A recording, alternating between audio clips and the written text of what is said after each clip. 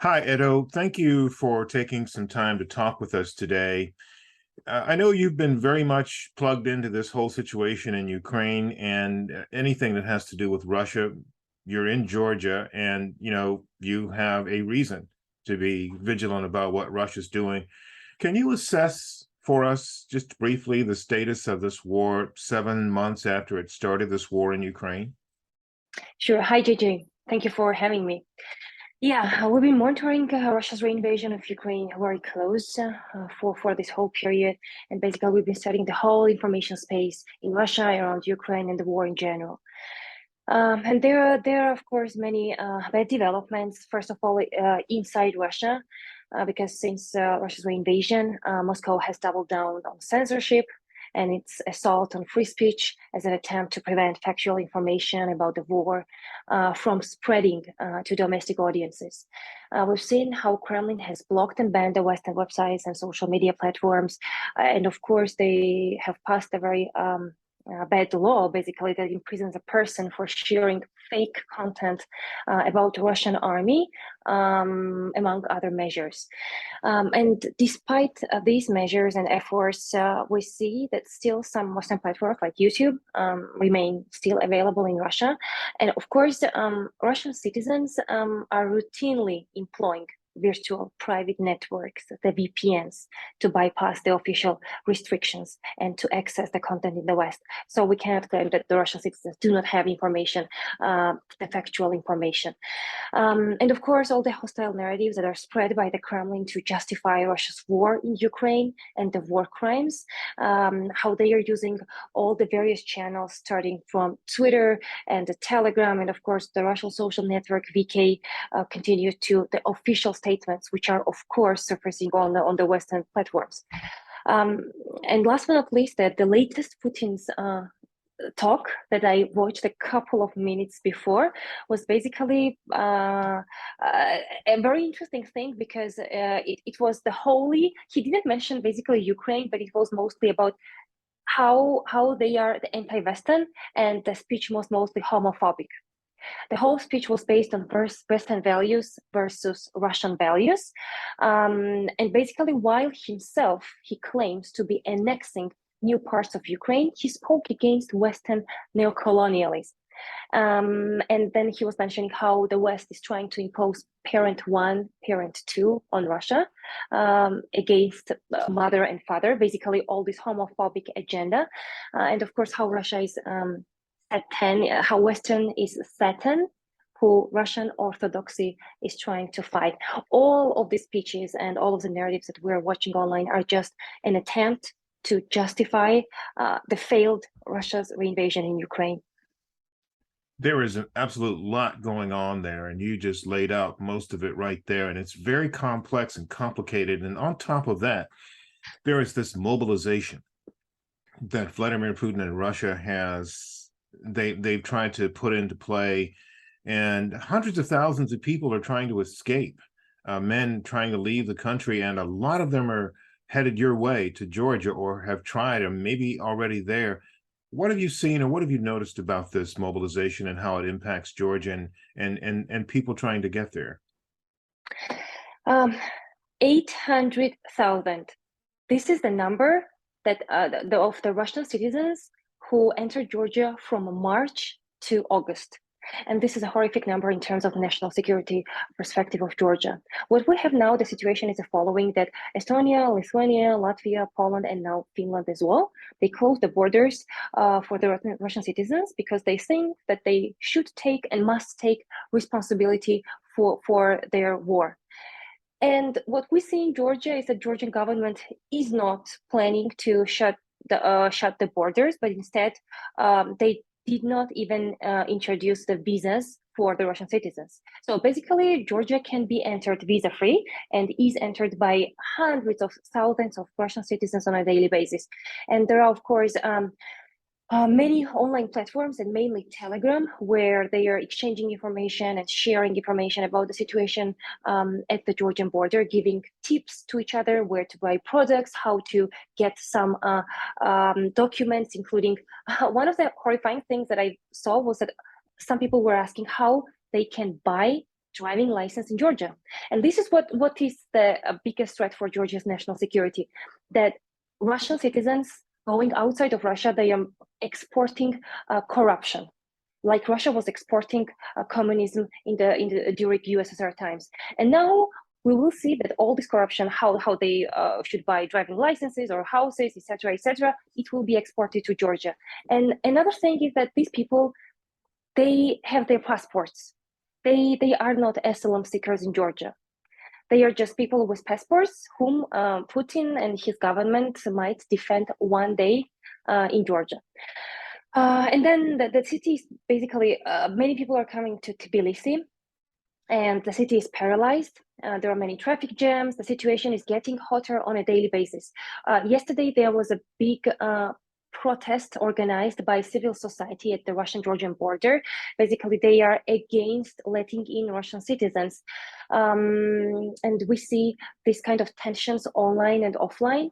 And I would say that these tensions will be increasing on a daily basis. Also, there was, for example, one of the Georgian bars that introduced online visas for Russian citizens who basically should have signed the online protocol if they agree that Crimea is Ukraine and Abkhazia and Slavia regions are Georgia. And of course, this was another spot for tensions between the Russian citizens and Georgian citizens. And I'm sure that these kind of tensions will be growing on a daily basis. You know, I was talking a little earlier with Estonia's Minister of Defense, and he echoed many of the same sentiments that you talked about what Russia's doing. And you know, your comment about exporting corruption, that is an absolute perfect way of putting a lot of what's happening. And unfortunately, you know, people are caught in this on both sides, from Russia and from Ukraine, because of this war, and the disinformation that is being used to keep people in line or to fool or to mislead people it's astounding. And I follow your work quite a bit with the Atlantic Council, and I've seen some things that you've written about recently. One of the things you talked about was this channel. I don't know. It's a website. It's called, I guess, Universalis. And tell us about this, and what is the objective of that? Yeah, that's a great question, JJ. So basically, Universalis is a newly launched Russian analog and a copycat of the internet encyclopedia Wikipedia. And it's another attempt to spread Russian disinformation and propaganda in guise of a wiki, but it only shares the name of the wiki. If you go to the website, you can see that the interface of the website looks exactly similar as Wikipedia.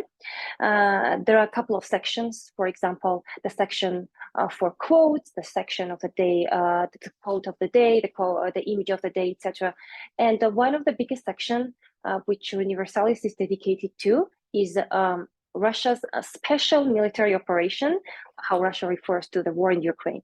And what we see in that section is a pure Kremlin disinformation and propaganda. So basically, it's an attempt to rewrite history of Russia's reinvasion of Ukraine, because the article about Russia's war in Ukraine first is based on the sources of Kremlin and pro-Kremlin media.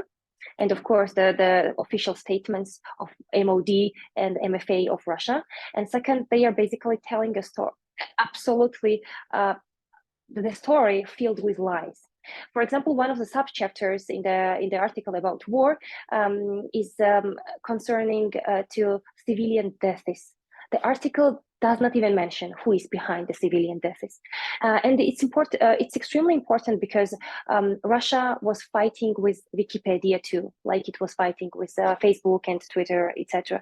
And they demanded Wikipedia to remove the articles which were about Russia's reinvasion of Ukraine. And of course, Wikipedia did not do so. That's why they introduced their version of Wikipedia, Universalis, which basically tells all the lies. And the same goes with, for example, Russian McDonald's or Russian Instagram, which is Russogram. Basically, they are trying to provide a domestic audience alternative platform and basically shut them from the civilized world.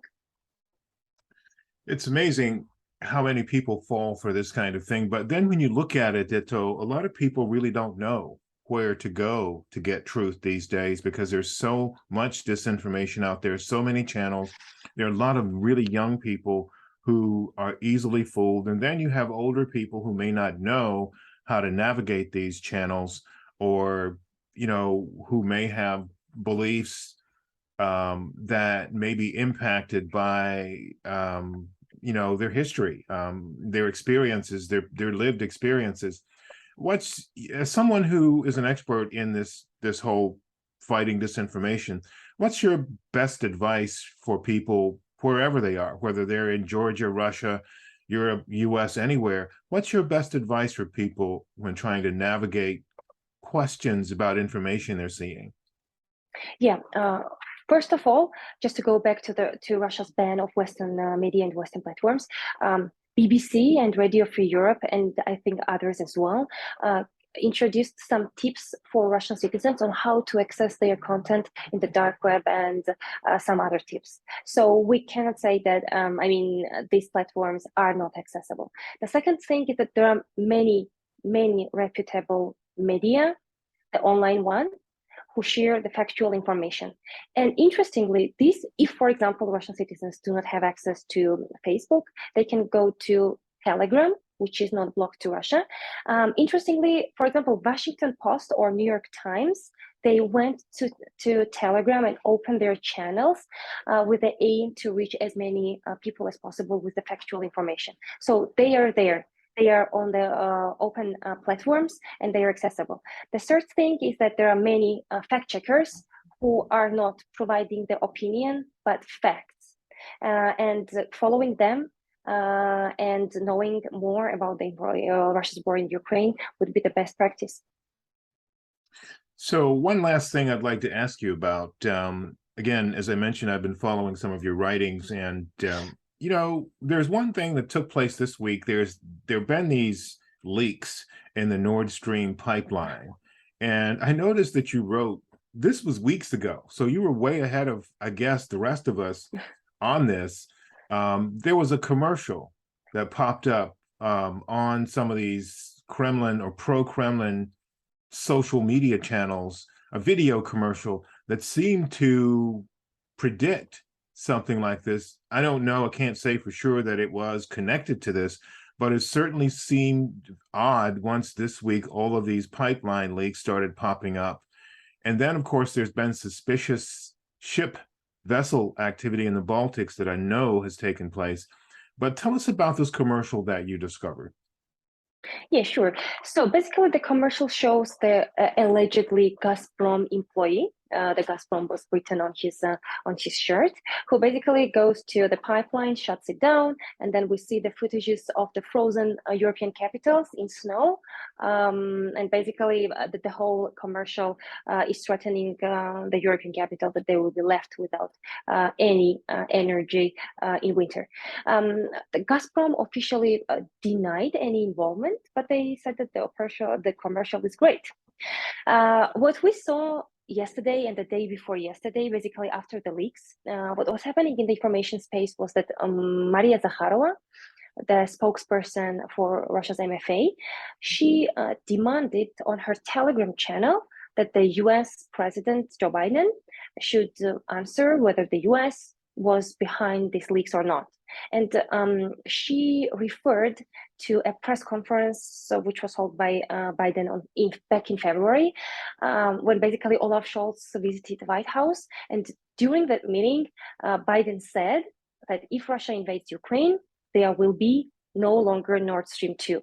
And of course, these video footages are now used by Kremlin actors to claim that it was US who stopped the Nord Stream by force. And this is going on not only in the statements of official representatives, but this claim is spread by Russian online media, some Telegram channels, and anonymous channels, etc. So, of course, one cannot know for sure who was behind that until the investigations. But what we see are the efforts of Kremlin to blame the explosions on the US. Yeah, again, great work that you do and your colleagues do, and thank you for doing that. I was just thinking, and I'll end with this: if people everywhere just spent as much time as we seem to be spending trying to trick and fool and take advantage of each other, if we spent that time trying to help each other, the world would be a very different place. And I think the work that you and your colleagues are doing is great and a part of that. And thank you, Eto, for taking time to talk to us again today. Thank you, JJ, for having me.